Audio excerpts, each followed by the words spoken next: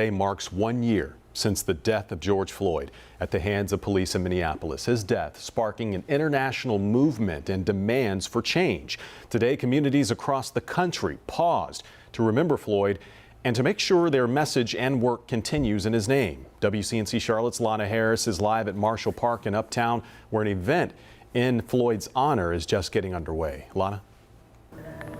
Yeah, people are still trickling in here now. In fact, I just saw Congresswoman Alma Adams just walk over a second ago, but people plan to have an event here at Marshall Park and then walk from here to Romare Bearden Park because it's senseless and tragic as they feel his death was. They say it sparked conversations about the treatment of black people that was decades, even centuries in the making. And today, local African American leaders spoke about where they feel the country is 1 year later and what they'd like to see going forward. This fateful day a year ago, May 25th, to take the life of George Floyd, I will never forget it. And I don't want anybody else to forget it. Corine Mack with the Charlotte NAACP says the issue of police excessive force against African Americans wasn't new. We have been crying this cry, at least for me, since the 60s. But Mack believes the horrific incident sparked a nationwide awakening. It was an epiphany for so many white allies, or white people. Tens of thousands of people of all races and ages hit the streets across the country like never before, demanding justice and equity.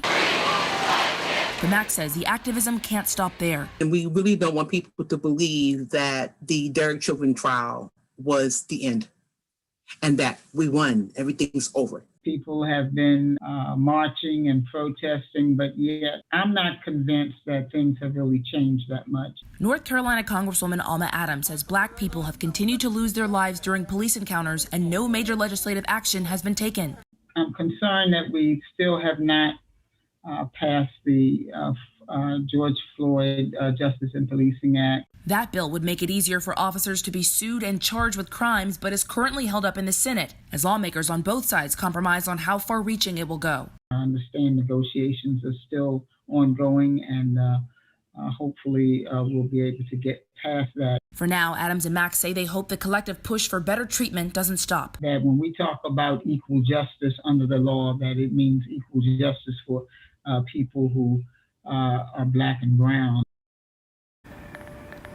And you know what, just looking at this event, there are people of all races here, so it goes right along with what they were saying. But also, more than just wanting to see police accountability, they want to see better relations between minority communities and police officers. Again, the event is now. They plan to walk to Romare Bearden Park from here. Lana Harris, WCNC Charlotte. Lana, thank you.